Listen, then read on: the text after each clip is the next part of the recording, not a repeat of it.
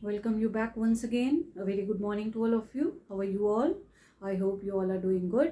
आप सभी अच्छे होंगे, अच्छे से अपनी स्टडीज़ पर फोकस कर रहे होंगे और मुझे पूरी उम्मीद है कि मेरी वीडियोस जो है आपकी स्टडी में आपकी हेल्प कर रही होंगी। कहीं पर भी आपको कोई डाउट हो, कहीं पर भी कोई कन्फ्यूजन हो, आप कमेंट बॉक्स में ज़रूर लिखें। मैं पूरी कोशिश करूँगी कि आपके डाउट और कन्फ्यूजन को क्लियर कर सकूँ। चलिए, अभी तक जो है हम डिसिप्लिन अंडरस्टैंडिंग की सेकेंड यूनिट हम कर रहे हैं। सेकेंड यूनिट में आज जो हमारा टॉपिक है हमारा है डिसिप्लिनरी नॉलेज। ठीक, अब हमें डिसिप्लिनरी नॉलेज को समझने के लिए पहले हमें समझना होगा कि डिसिप्लिन से आप क्या समझते हैं।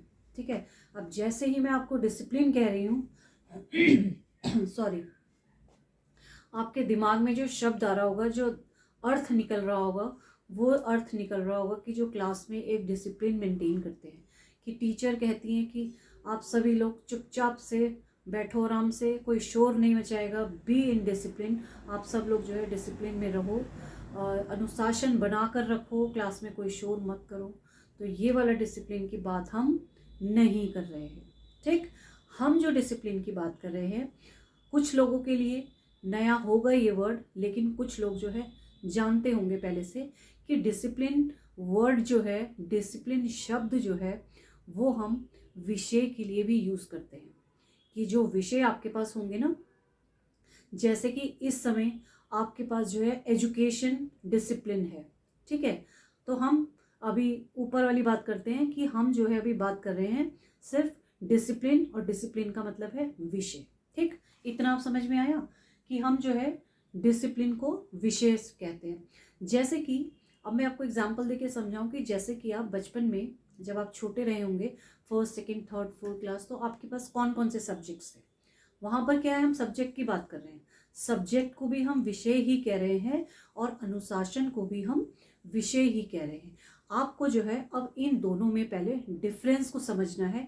जब आप इस डिफरेंस को समझ जाएंगे तब आपको अच्छे से समझ में आ जाएगा कि डिसिप्लिन किसे कहते हैं और डिसिप्लिनरी नॉलेज किसे कहते हैं। ठीक, तो जब आप छोटी क्लासेस में थे, आपके पास कौन कौन से सब्जेक्ट्स पढ़े आपने? Hindi, English, maths, science, environmental science, social studies, geography, civics, history, ये सारे सब्जेक्ट आपके पास थे, है ना। तो आप लोग अगर मैं अब पूछूं कि आपने जो 6th या 7th क्लास में पढ़ा था हिस्ट्री में, कि मैं आपसे अगर उसका कोई एक क्वेश्चन पूछूं, तो क्या आप उसका जवाब मुझे दे पाएंगे? आपको याद है कि ताजमहल जो है कौन से सन में बनाया गया था, या बाबर की जो लड़ाई हुई थी वो कौन से सन में हुई थी, या मोहनजोदड़ो और हड़प्पा से रिलेटेड जो है खुदाई में हमें क्या क्या सामान मिला था, या इंग्लिश की मैं पोएम पूछूं कि इसके जो है राइटर कौन थे, या जॉन मिल्टन जो थे उन्होंने कौन सी वाली पोएम लिखी थी, या वर्ड्सवर्थ की जो है कौन सी सबसे फेमस पोएम है। बहुत सारे एग्जाम्पल्स हैं मेरे पास कि जैसे एनवायरनमेंट से हमने पूछ लिया, साइंस का कोई आप जो है इक्वेशन आप बताइए, मैथ्स में जो है आपको सॉरी, मैथ्स की जो है आप कुछ थ्योरी बताइए, या जो हम उस समय एंगल्स कंस्ट्रक्ट करते थे किस तरीके से करते थे, तो आपको इसमें से कितना याद है।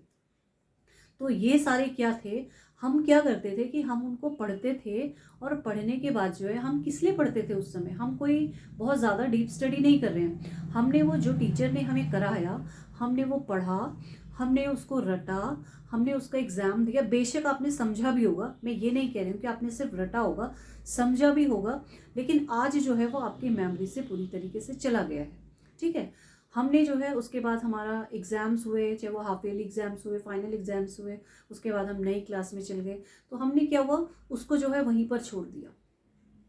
जो भी हमने पढ़ा वो हमारा उस क्लास तक का ही सिलेबस था, उसके बाद वो हमने कभी पढ़ा ही नहीं। अब जैसे हमने मैथ्स में पढ़ा है कॉस थीटा, टैन थीटा, है ना, साइन थीटा, ये हमने जब पढ़ा था, जब पास होने के लिए पढ़ा, उसके बाद जो है अगर वो दोबारा आता तो शायद हम उसको रिवाइज करते, अगर हम उसको और 2-4 क्लासेस में आता और हमें उसकी डीप नॉलेज होती तो हम जो है उसको कंटिन्यू करते, और जो है हमें उसकी अच्छे से अंडरस्टैंडिंग होती, हम समझते उसको। लेकिन क्या था, क्योंकि वो सिर्फ उस सिलेबस तक ही फिक्स था, बस हमने एग्ज़ाम दिया उसका, हम पास हुए, और अगली क्लास में जो है वो दोबारा से आया ही नहीं, तो हमें उसकी ज़रूरत भी नहीं पड़ी और हम आज उसको भूल गए। किसी को भी याद नहीं होगा, मुझे भी याद नहीं है, मैंने भी क्या पढ़ा था मुझे भी याद नहीं है। कोई मुझसे भी कहे कि इस क्लास का आप ये बुक से, बहुत छोटी क्लास है, आप सेकंड थर्ड फोर्थ फिफ्थ का बता दीजिए, तो शायद मैं भी ना बता पाऊँ। ठीक, ये बात तो है हमारे सब्जेक्ट की। अब जो है हमने 12th कर ली, अब हम ग्रेजुएट हो गए, अब हम जो है कॉलेज में आ गए, पीजी करेंगे, हम जो है यूनिवर्सिटीज़ में जाएंगे। तो यहाँ पर क्या है, अब हम जैसे कि ग्रेजुएशन, जैसे 9th तक आपने पढ़ा, 10th तक, वहाँ पर क्या है, अगर आपने डिस्ट्रीब्यूशन हो जाता है आपके सब्जेक्ट का। ठीक, आप साइंस लोगे, आर्ट्स लोगे, क्या लोगे, आप 12th में आए, फिर 11th में आए। पहले आपके पास कितने होते थे 10th में? 6 सब्जेक्ट होते थे, फिर आपने एक छोड़ा, फिर 12th में 5 हो गए। फिर जब आप ग्रेजुएशन में आते हो तो आपके पास 3 रह जाते हैं, पीजी में आते हो तो शायद 1 या 2 ही रह जाते हैं। ठीक है, तो अब जो आपके पास बेसिकली जो पीजी का सब्जेक्ट होता है या ग्रेजुएशन का सब्जेक्ट जो होता है, आप कहीं ना कहीं एक ऐसा सब्जेक्ट लेते हो जिसमें आपको स्पेशलाइजेशन करनी होती है। अब आपके इंटरेस्ट के ऊपर बात है कि आपने किस फील्ड में जाना है, किस करियर को चुनना है, क्या आप बनना चाहते हो, कहाँ पे आपको बहुत ज़्यादा इंटरेस्ट है, और किस में आप जो है एक रिसर्च वर्क करना चाहते हो, कहाँ आप जो है नई इनोवेशंस करना चाहते हो किसी पर्टिकुलर सब्जेक्ट को लेकर। अब जैसे कि आप ही हो, आप लोगों के मन में क्या आया होगा कि टीचर बनना है। ठीक है, तो आपने क्या लिया, एजुकेशन सब्जेक्ट लिया। अब क्या है, एजुकेशन पहले तो नहीं था और सब्जेक्ट तो थे, तो हम कह सकते हैं कि एजुकेशन पहले नहीं था तो ये डिसिप्लिन कहा जाएगा नहीं। लेकिन क्या है कि जैसे अगर आप हिस्ट्री, सिविक्स, ज्योग्राफी या हम सोशल साइंस की इसकी भी बात करें, तो जब बड़ी क्लासेस में आप आते हो, आप सारे सब्जेक्ट को छोड़ते चले जाते हो और एक पर्टिकुलर सब्जेक्ट में जब आप स्पेशलाइजेशन के लिए उसको चूज़ करते हो, तो जो वो सब्जेक्ट है, जैसे कि आपका एजुकेशन सब्जेक्ट है, अब आप जो है आगे जो आपका करियर रहेगा वो टीचर से जुड़ेगा। टीचर आप बनना चाहते हो तो सारी चीज़ें जो है आपको टीचर से रिलेटेड और एजुकेशन में ही कराई जाएगी। अब आप एजुकेशन से ही पीएचडी भी कर सकते हैं, एजुकेशन से ही आप नेट भी कर सकते हैं, और भी चीज़ें आप अगर फॉर्म्स वगैरह भरते हैं, यू टेट, सी टेट, कोई सा भी टेट जो आप भरें, तो वो सारी चीज़ें जो है आप अब एजुकेशन में ही करेंगे। क्यों? क्योंकि आपने जो है एक पर्टिकुलर सब्जेक्ट चूज़ किया है और वो है आपका, उसको हम डिसिप्लिन कहेंगे। सब्जेक्ट हम तब कहते हैं जब हम छोटी क्लासेस में लेते हैं, तो हमारे वो सब्जेक्ट्स रहते हैं, हम वहाँ पर सिर्फ ऊपर ऊपर से ही उनको पढ़ते हैं, पास होने के लिए हम पढ़ते हैं। लेकिन हम जैसे जैसे यूनिवर्सिटीज़ में, कॉलेजेस में आ जाते हैं, तो वहाँ पर अब हमें वो बात नहीं है कि अब ज़िंदगी भर जो है हम ऊपर ऊपर जो है हर चीज़ का थोड़ा थोड़ा ही पढ़ते रहेंगे। नहीं, अब हमें पता है कि हमारी फील्ड कौन सी है सॉरी, अब हमें कहाँ जाना है, हमें अपना करियर किस सब्जेक्ट से रिलेटेड बनाना है, कौन सा सब्जेक्ट जो है मुझे सूट करेगा, कौन सा सब्जेक्ट की अंडरस्टैंडिंग मुझे अच्छी रहती है, मुझे डॉक्टर बनना है, मुझे इंजीनियर बनना है, मुझे टीचर बनना है। तो यहाँ पे हमारा स्पेशलाइजेशन हो जाता है और हमें पर्टिकुलर एक ऐसा सब्जेक्ट चुनना पड़ता है जिसकी हम पूरी डेप्थ से पूरा हम जो है नॉलेज गेन करेंगे, और जो है उसकी रिसर्च वर्क हम करेंगे, और उसी को जो है अपने करियर के लिए भी हम आगे बढ़ाएंगे। लेकिन हम उस सब्जेक्ट की, उस डिसिप्लिन के बारे में पूरी की पूरी नॉलेज जो है हम उसको बिल्कुल डेप्थ में जाकर, जैसे हमने बोला सब्जेक्ट तो हम ऊपर ऊपर से ले रहे हैं ना, लेकिन डिसिप्लिन में क्या है, हमको जो है पूरी डेप्थ नॉलेज एक्वायर करनी पड़ेगी, है ना। उसी में हमें नेट भी करेंगे, उसी में हम पीएचडी भी करेंगे, उसी में हम रिसर्च वर्क भी करेंगे, और उसी को हम आगे बढ़ाएंगे। फिर हम सब्जेक्ट्स चेंज नहीं करेंगे। तो ये जो आपका एक स्पेशलाइजेशन वाला जो सब्जेक्ट है, उसको हम कहते हैं डिसिप्लिन। जब आप छोटी क्लासेस में रहते हो तो हम उस सब्जेक्ट को, उस पर्टिकुलर एरिया को, जो भी आपका नॉलेज का, उसको हम सब्जेक्ट बोल रहे हैं। और जब आप कॉलेज या यूनिवर्सिटी में आ जाते हो, तो जो एक आप स्पेशलाइजेशन वाला अपना जो सब्जेक्ट लेते हो, वो हम उसको डिसिप्लिन कहते हैं। जैसे आप कॉलेजेस में सॉरी, जैसे आप कॉलेज में, यूनिवर्सिटीज़ में आप चले जाओ, तो वहाँ पे आपको अलग अलग डिसिप्लिन के डिपार्टमेंट्स मिलेंगे। जैसे अगर सोशल साइंस है तो कहीं पे आपको हिस्ट्री डिपार्टमेंट मिलेगा, इकोनॉमिक्स डिपार्टमेंट मिलेगा, है ना, आपको जो है ज्योग्राफी का डिपार्टमेंट मिलेगा, सिविक्स का डिपार्टमेंट मिलेगा, आपको जो है मेडिकल के फील्ड, उसमें जो है आपको मेडिकल वाले डिपार्टमेंट्स अलग मिलेंगे, साइंस के लिए आपको अलग मिलेंगे, केमिस्ट्री, फिजिक्स, बायो, मैथ्स, सारे डिपार्टमेंट जो है आपको अलग अलग मिलेंगे।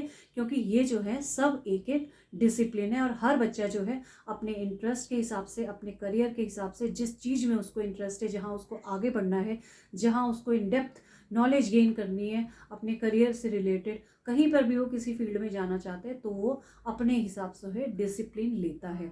और उस डिसिप्लिन की जो इन डेप्थ जाके हम जो है नॉलेज एक्वायर करते हैं, जो भी डिसिप्लिन हमारे पास है। सपोज आपके पास एजुकेशन है तो अब जो है आप एजुकेशन की जो है, मैंने यहाँ लिखा भी है, refers to the specialisation and in depth content knowledge. जब आप इन डेप्थ से उसकी कंटेंट की नॉलेज जब आप गेन करते हो एक certain type of curriculum of a subject की, तो हम उसी को डिसिप्लिनरी नॉलेज कहते हैं।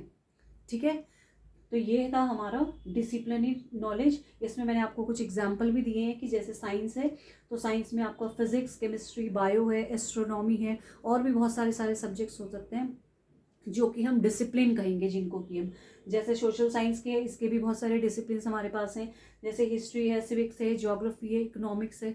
इसी तरीके से हर सब्जेक्ट के, बहुत सारे सब्जेक्ट्स के अलग अलग डिसिप्लिन होते हैं, और इन डिसिप्लिन की जब हम इन डेप्थ नॉलेज लेते हैं किसी भी पर्टिकुलर सब्जेक्ट या करिकुलम से रिलेटेड, तो उसको हम डिसिप्लिनरी नॉलेज कहते हैं। अच्छा, डिसिप्लिन का हमने यहाँ पे एक लिखा भी था, ऑक्सफोर्ड इंग्लिश डिक्शनरी के अनुसार क्या है, जो डिसिप्लिन है हमारा वो ब्रांच ऑफ लर्निंग और नॉलेज है, कि किसी भी एरिया की जो ब्रांच होती है, कि जैसे कोई भी लर्निंग की ब्रांच है, जैसे क्या है एजुकेशन हमारे एक लर्निंग की ब्रांच है, कि जहाँ हमें सीखना है, सीखने की कोई शाखा, अब वो कोई भी सब्जेक्ट हो सकता है, तो उसको हम डिसिप्लिन कहते हैं।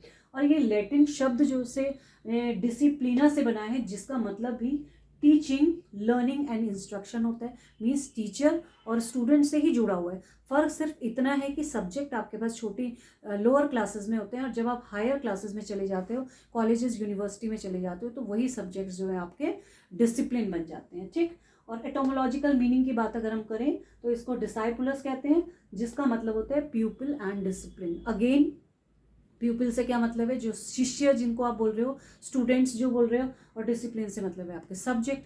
तो कहने का तात्पर्य पूरा ये है कि टीचिंग और लर्निंग से ही कनेक्टेड है। सब्जेक्ट केवल आपका वही है, आपके इंटरेस्ट का सब्जेक्ट रहेगा, जहां आपको अपना करियर बनाना है, जिस फील्ड में आपको जाना है, आप एक पर्टिकुलर सब्जेक्ट जो है चुन लेते हो, एक स्पेशल सब्जेक्ट आप चुनते हो, जो कि हमारे हायर क्लासेस, हायर लेवल का होता है, जैसे यूनिवर्सिटीज़ और कॉलेजेस में। तो उसको जो है हम, जो पर्टिकुलर सब्जेक्ट हम लेते हैं, स्पेशलाइज सब्जेक्ट जो लेते हैं, जिसमें कि हमें उस पर्टिकुलर सब्जेक्ट की डिसिप्लिन की जो है, जब हम डीप नॉलेज करते हैं सब्जेक्ट को, हम जब डीप नॉलेज में जाते हैं, जब उसके कंटेंट या उसका करिकुलम, कोई भी पर्टिकुलर करिकुलम है या सब्जेक्ट है, जब हम उसकी डीप नॉलेज एक्वायर करते हैं, उसमें इनोवेशंस करते हैं, नई नई उसमें रिसर्च करते हैं, उसमें पीएचडी करते हैं, हम नेट करते हैं पर्टिकुलर सब्जेक्ट की, तो वही सब्जेक्ट जो है हमारा हायर लेवल में आके डिसिप्लिन बन जाता है।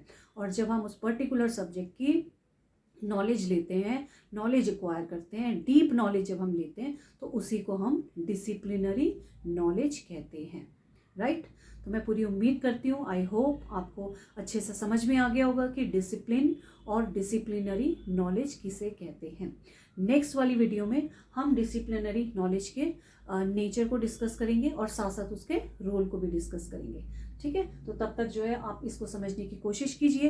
कहीं आपको अभी भी प्रॉब्लम आ रही है तो आप कमेंट बॉक्स में ज़रूर मुझे लिख के दें, और अगर आपको मेरी वीडियोस अच्छी लग रही हैं, आपको समझ में आ रहा है, आपके लिए हेल्पफुल हो रही हैं, तो लाइक एंड कमेंट ज़रूर करें, क्योंकि आपके लाइक और कमेंट जो है मेरे लिए मोटिवेशन का काम करते हैं, और मैं पूरी कोशिश करूँगी कि आगे और इम्प्रूवमेंट करूँ अपनी वीडियोज़ में, और आपके लिए बहुत अच्छे से अच्छा ऐसी कोशिश करूँ कि आपको जो है ईजी से ईजी लैंग्वेज में मैं समझाऊँ, और आपको जो है अच्छे से समझ में आ जाए बिना किसी परेशानी के। नेक्स्ट वीडियो में मिलते हैं, तब तक के लिए bye bye, see you, take care, thank you so much.